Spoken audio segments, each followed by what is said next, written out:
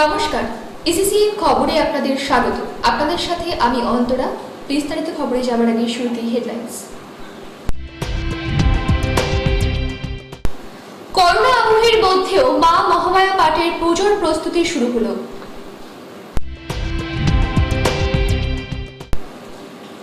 দেগঙ্গার ঘটনায় দিনহাটার ফরওয়ার্ড ব্লকের অবস্থান বিক্ষোভ।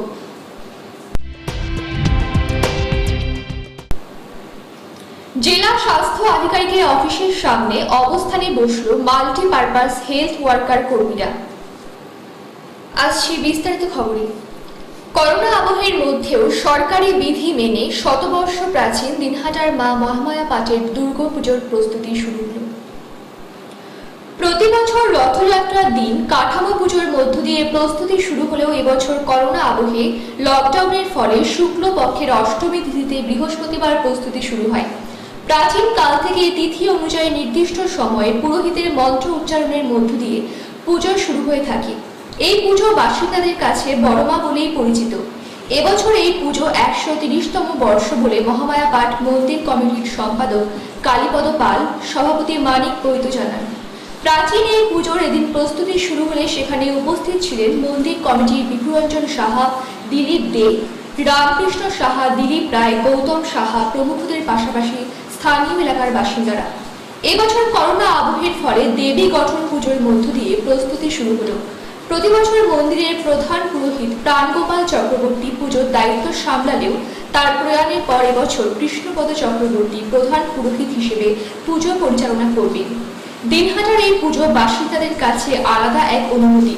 মহামায়া পাঠ মন্দির কমিটির অন্যতম কর্তা কালীপদ পাল, বিভুরঞ্জন সাহা জানান, প্রাচীন প্রথা মেনে প্রতি বছর রথযাত্রার দিন কাঠামো পুজোর মধ্য দিয়ে পুজোর প্রস্তুতি শুরু হয়। এবছর করোনা আবহের জন্য শুক্লপক্ষে অষ্টমী তিথিতে পুজোর প্রস্তুতি শুরু হয়। বাহ্যিক জাঁকজমক না থাকলেও নিষ্ঠা ও ভক্তি এই পুজোর মূল বৈশিষ্ট্য। শারদ উৎসবে এবার 130তম বর্ষে পদার্পণ করছে, কিন্তু এবার করোনা আবহের জন্য আমাদের পূজার প্রস্তুতি শুরু করতেও একটু দেরি হয়ে গেছে। প্রতি বছর আমাদের কাঠাম পূজা হয় রথযাত্রার পুণ্যতিথিতে, কিন্তু এবার অম্বুবাচী থাকার জন্য আমরা সেই তিথিতে কাঠাম পুজো করতে পারিনি। আজকে কৃষ্ণপক্ষের অষ্টমী তিথিতে আমরা দেবী গঠন পূজার মধ্যে দিয়ে আমাদের পূজার প্রথম পর্বের কাজ শুরু করে দিলাম এবং পূজাতে অন্যান্যবার যেভাবে পুজোর আয়োজন আমরা করি, পুজো পদ্ধতি এবং পূজার যে সমস্ত নিয়ম কানুন যেগুলো রয়েছে সেগুলো অন্যান্যবারের মতোই থাকবে, কিন্তু করোনা আবহের জন্য সরকারি বিধিনিষেধ মেনে সরকারের যে সমস্ত নির্দেশাবলী আসবে সেগুলোকে মেনেই আমাদের পুজো সম্পন্ন হবে। প্রতিবার আমাদের এই পুজোকে কেন্দ্র করে এখানে একটি মিলন মেলা সংগঠিত হয়। এবছর করোনার জন্য মিলন মেলার ক্ষেত্রে হয়তো আমরা বিধিনিষেধ প্রয়োগ করব, মিলন মেলা এবার হবে না। তা বাদে পূজায় পুষ্পাঞ্জলি প্রদান, ভোগরাগ একটু সরকারি বিধিনিষেধ মেনেই আমরা করব। জানা গেছে 1885 সালে কোচবিহারের মহারাজার উদ্যোগে ডুয়ার্সের জায়গা থেকে বর্তমান বাংলাদেশের রংপুর পর্যন্ত রেল যোগাযোগের জন্য রেল লাইন পাতার কাজ চলছিল। সেই কাজ চলাকালীন বামনহাট সীমান্তবর্তী ওই এলাকায় এক শ্রমিক গোলাকার একটি পাথরের টুকরো পেয়েছিল। তার মধ্যে দেবী দুর্গার অবয়ব খুঁজে পান ওই শ্রমিক। প্রবীণদের মতে স্বপ্নে আদেশ অনুসারে সেই শিলাকে প্রতিষ্ঠা করে তখন থেকেই শ্রদ্ধা, ভক্তি ও নিষ্ঠা সহকারে পুজো শুরু করেন শ্রমিকরা। হতদরিদ্র শ্রমিকদের চালু করা পুজোই আজ বড়মার পুজো বলে পরিচিত হয়ে উঠেছে। ইসিসিএন খবর। উত্তর 24 পরগনার দেগঙ্গায় ফরওয়ার্ড ব্লকের বাংলা কমিটির সাধারণ সম্পাদক নরেন চ্যাটার্জি সহ 40 জন ফরওয়ার্ড ব্লক কর্মীকে গ্রেপ্তারের প্রতিবাদে দিনহাটায় অবস্থান বিক্ষোভ করল ফরওয়ার্ড ব্লক। দলের পক্ষ থেকে বৃহস্পতিবার দিনহাটা শহরের শহীদ হেমন্ত বসু কর্নারে এই অবস্থান বিক্ষোভ অনুষ্ঠিত হয়। এদিনের এই কর্মসূচিতে নেতৃত্ব দেন ফরওয়ার্ড ব্লকের জেলা সম্পাদক মণ্ডলীর সদস্য আব্দুল রউফ। দলের পূর্ব লোকাল সম্পাদক বিকাশ মণ্ডল, মনীন্দ্রনাথ বর্মন, অমিত মিত্র, যুবলীগের মহকুমা সম্পাদক রোশন হাবিব, জয় গুহ, অর্কপ্রভ রায়, পীযূষ বর্মন প্রমুখ। এদিনের এই অবস্থান বিক্ষোভ কর্মসূচিতে বক্তব্য রাখতে গিয়ে ফরওয়ার্ড ব্লকের জেলা নেতা আব্দুর রউফ, বিকাশ মণ্ডল প্রমুখ বলেন, এখনকার যে সমস্ত শ্রমিক কাজ না পেয়ে বাইরে কাজ করতে গিয়েছিলেন, অনেক কাঠখড় পুড়িয়ে সেই শ্রমিকরা বাড়ি ফিরে এসেছে। কেন্দ্র এবং রাজ্য কোনো সরকার তাদের দিকে ফিরেও তাকাচ্ছে না। তারা কাজ না পেয়ে গভীর সংকটের মধ্যে পড়েছে। পাশাপাশি এ রাজ্যে রেশনে ব্যাপক দুর্নীতি চলছে। আমদানি যারা প্রকৃত ক্ষতিগ্রস্ত তারা ক্ষতিপূরণ পাচ্ছে না। তৃণমূলের নেতাকর্মীরা সেই টাকা লুটে নিচ্ছে। এইসব দুর্নীতিতে জড়িত তৃণমূল কংগ্রেসের নেতাকর্মীরা এসবের বিরুদ্ধে আন্দোলনে নেমেছিলেন ফরওয়ার্ড ব্লকের রাজ্য সম্পাদক নরেন চ্যাটার্জি সহ অন্যান্য নেতৃবৃন্দ। রাজ্যের পুলিশ তাদের গ্রেফতার করেছে। এটা নিয়ে কিছুতেই মেনে নেওয়া যায় না। এই ঘটনার প্রতিবাদে রাজ্য জুড়ে আন্দোলন গড়ে তোলার হুমকি দেন ফরওয়ার্ড ব্লক নেতা। আমাদের বাংলা কমিটির সম্পাদক, সাধারণ সম্পাদক কমরেড নরেন চ্যাটার্জি উপস্থিত ছিলেন, সম্পাদক মণ্ডলীর সদস্য সঞ্জিত চ্যাটার্জি উপস্থিত ছিলেন, হরিপদ বিশ্বাস এবং আরও অনেকে। আমরা অত্যন্ত আতঙ্কের সাথে লক্ষ্য করলাম, আমাদের ডেপুটেশন শেষ হওয়ার সাথে সাথে পুলিশ অনৈতিকভাবে আমাদের নেতাদের গ্রেপ্তার করে থানায় নিয়ে যা, সেখানকার মানুষ সত্য আন্দোলনের মধ্যে দিয়ে পুলিশে বাধ্য করে তাদেরকে বিনা শর্তে মুক্তি দিতে। বন্ধুগণ, আপনারা একথা পরিষ্কার বলে দিয়ে আজকে প্রশাসনকে বলতে চাই, পুলিশ দিয়ে আমাদের আন্দোলনকে দমন করা যায় না, গরিব মানুষের আন্দোলনকে দমন করা যায় না। ৩০০০ সমান ২০০৮ সালে যে গণ আন্দোলন তৈরি হয়েছিল, আজকে যদি সেইভাবে গণ আন্দোলন ভাঙতে চায় তাহলে প্রশাসনকে, তৃণমূলকে আমরা জবাব দিতে চাই। যতই তুমি অত্যাচার চালাও, যতই তুমি অত্যাচার করো, গরিব মানুষের স্বার্থে প্রজন্মের লক্ষ্যে আগামী দিনে এই দুর্বার আন্দোলন আমরা করে তুলব। এদিনে এই কর্মসূচিতে দিনহাটা মহকুমার বিভিন্ন এলাকা থেকে ফরওয়ার্ড ব্লকের কর্মী সমর্থকরা অংশ নেন। PCCN খবর। কোচবিহার জেলা মাল্টিপারপাস হেলথ ওয়ার্কার কর্মীরা বৃহস্পতিবার নিজেদের অস্থায়ী আমরণ অনশন মঞ্চ থেকে উঠে কোচবিহার জেলার মুখ্য স্বাস্থ্য আধিকারিকের দরজার সামনে অনশনে বসে বিক্ষোভ দেখায়। দীর্ঘ 10 বছর ধরে স্বাস্থ্য দপ্তরের কাজ করে গেলেও আজ পর্যন্ত তাদের বেতন বৃদ্ধি হয়নি বলে অভিযোগ। তাদের বিভিন্ন দাবি নিয়ে আবেদন নিবেদনেও কোনো সাড়া না মেলায় চলতি বছরের ফেব্রুয়ারি মাসেও অনশনে সামিল হয় তারা। কিন্তু তখন স্বাস্থ্য দপ্তরের থেকে 1 মাসের সময় চাইলে আমরা অনশন তুলে নিয়ে করোনা মহামারীতে সামনে রেখে মানুষকে পরিষেবা দিয়েছি। কিন্তু 1 মাসের বদলে কয়েক মাস পেরিয়ে গেলেও আমাদের দাবি পূরণ না হয় ফের 30 দিন ধরে আমরণ অনশন চালিয়ে যাচ্ছেন। এই অনশন চালাতে গিয়ে তাদের বেশ কিছু কর্মী অসুস্থ হয়ে পড়েছে।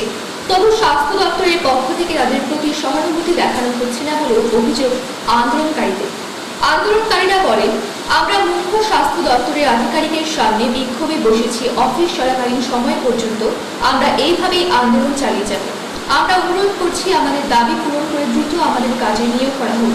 করে যাচ্ছি, কিন্তু দুঃখের সঙ্গে জানাতে হচ্ছে যে 10 বছরে কেবলমাত্র আমরাই MPSW যাদের 1 টাকাও কোনো রকম বেতন বৃদ্ধি হয়নি।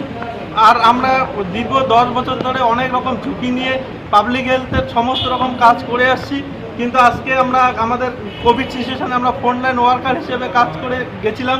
কোয়ারেন্টাইন সেন্টার থেকে স্ক্রিনিং সমস্ত কিছুই আমরা করছিলাম, কিন্তু আজকে এই বছরের ফেব্রুয়ারি মাসেও আমরা একবার অনশনে সামিল হয়েছিলাম।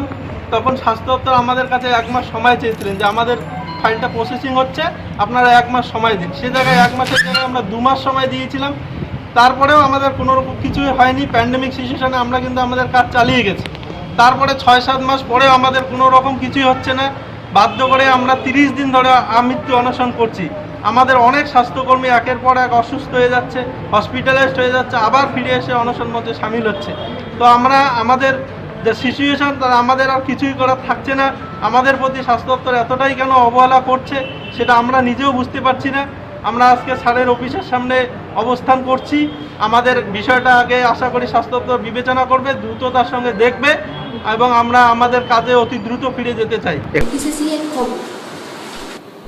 উচ্চ মাধ্যমিক উত্তীর্ণ ছাত্রছাত্রীদের উচ্চশিক্ষার স্বার্থে দিনহাটা 2 নম্বর ব্লকে কলেজ স্থাপনের দাবিতে ব্লকের বিডিওকে ডেপুটেশন দেওয়ার মধ্য দিয়ে আন্দোলনে নামল এসএফআই ও ডিওয়াইএফআই।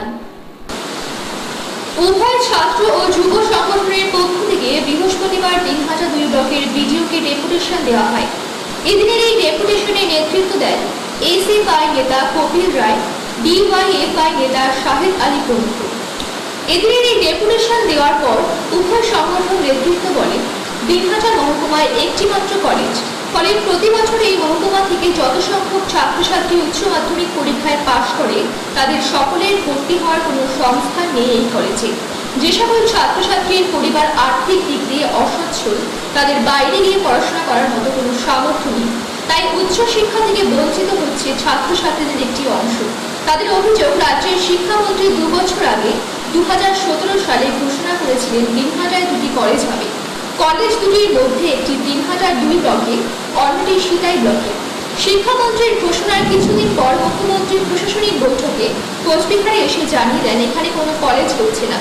ছাত্রছাত্রীদের স্বার্থে দিনহাটায় কলেজের দাবিতে দুর্বার আন্দোলন করে তুলবে এসএফআই এবং ডিওয়াইএফআই বলে নেতৃত্ব জানান পিসিসিএন খবর। এখন বিরতি, ফিরে আসছে বিরতির পর আরো খবর নিয়ে। আপনারা দেখতে থাকুন সিসিএন খবর। ফিরে এলাম বিরতির পর। বাজারে প্রতিদিনই তরতর করে বেড়ে চলেছে আলু সহ বিভিন্ন রকম আনাজের দাম। বর্তমানে দিনহাটার বাজারে আলু বিক্রি হচ্ছে 35 টাকা কেজি। প্রতিদিনই দাম বেড়ে চলায় সাধারণ মানুষের মধ্যে ক্ষোভের সৃষ্টি হয়েছে। দাম ঊর্ধ্বমুখী রোধে প্রশাসনিক হস্তক্ষেপ দাবি করেন অনেকে। আলু সহ বিভিন্ন আনাজ বাজারে কি দামে বিক্রি হচ্ছে তা দেখতে বৃহস্পতিবার মহকুমা প্রশাসনের ডেপুটি ম্যাজিস্ট্রেট সুদর্শন চৌধুরীর নেতৃত্বে একটি টিম দিনহাটার বিভিন্ন বাজার ঘুরে দেখেন। এই টিমে কৃষি বিপণন দপ্তরের কর্মী ছাড়াও ছিলেন পুলিশ। মহকুমা প্রশাসন সূত্রে জানা গিয়েছে, দিনহাটার বাজারে আলু 30 থেকে 32 টাকায় বিক্রি হচ্ছে। পাশাপাশি সুফল বাংলা স্টলে আলু প্রতি কেজি 25 টাকা করে বিক্রি হচ্ছে। প্রশাসনের পক্ষ থেকে দিনহাটার বাজারে আলুর দাম 32 টাকার মধ্যে ঘোরাফেরা করছে বলে জানানো হলেও বাস্তবে বাজারে আলু বিক্রি হচ্ছে 35 টাকা কেজি। এদিন প্রশাসনের একটি টিম বাজারে আলু সহ বিভিন্ন আনাজের দাম সরজমিনে দেখলেও আগামী রবিবার মহকুমার শাসক শেখ আনসার আহমেদ নিজেই বাজারে জিনিসপত্র কি দামে বিক্রি করছে তা দেখবেন বলে জানা গিয়েছে। দিনহাটা চৌরাহাট বাজারে বাজার করতে আসা শিবকুমার সাহা বলে, এদিন 35 টাকা কেজি করে সাদা আলু কেনে। আরেক ক্রেতা বিউটি পাঠক জানান, আলু সহ অন্যান্য আনাজ বিক্রি হচ্ছে চড়া দামে। পিসিসিএন খবর। কোচবিহারের অন্যতম বিশিষ্ট বাচিক শিল্পী তথা তোরসা সাহিত্য সংস্থার সক্রিয় সদস্যা সুষমা সরকারের অকাল প্রয়াণে স্মরণসভা অনুষ্ঠিত হল। তার স্মৃতির উদ্দেশ্যে তোরসা সাহিত্য সংস্থার পক্ষ থেকে কোচবিহার বটতলা স্পোর্টিং ক্লাবে এক অনাড়ম্বর অনুষ্ঠানের মধ্য দিয়ে স্মরণসভার আয়োজন করে। উল্লেখ্য, সুষমা সরকার দিনহাটা মহকুমা হাসপাতালে কর্মরত ছিলেন। মাত্র 35 বছর বয়সে গত 2 সেপ্টেম্বর অকাল প্রয়াণ হয়। এই স্মরণসভায় কোচবিহারের বাচিক শিল্পীরা, সঙ্গীত শিল্পীরা এবং সাহিত্য সংস্কৃতি জগতের মানুষেরা তার প্রতিকৃতিতে মাল্যদান, পুষ্পস্তবক প্রদান ও স্মৃতিচারণ এবং সঙ্গীত আবৃত্তি পরিবেশন করে। সংস্থার সভাপতি ভাস্করজ্যোতি দত্ত, সম্পাদক মানস চক্রবর্তী, সুজয় নিয়োগী, চন্দিতা চন্দ্র চক্রবর্তী, সম্পদ চক্রবর্তী ও আরও অনেকে প্রয়াত শিল্পীর স্মৃতিচারণ করেন। কঙ্কর ভট্টাচার্য, শিশুশিল্পী রাজন্না চক্রবর্তী, শঙ্খসূর্য মুখার্জি প্রয়াত শিল্পীর উদ্দেশ্যে সঙ্গীত পরিবেশন করেন। স্মরণসভায় বৈদিক মন্ত্রপাঠ করেন এস দাশগুপ্ত। সমগ্র অনুষ্ঠানটি সঞ্চালনা করেন বাচিক শিল্পী দেবশ্রী রায়। পিসিসিএন খবর 3। পিসিসিএন খবর এখনকার মতন এ পর্যন্তই। আপনারা দেখতে থাকুন পিসিসিএন খবর, সবার মাঝে সবার সাথে।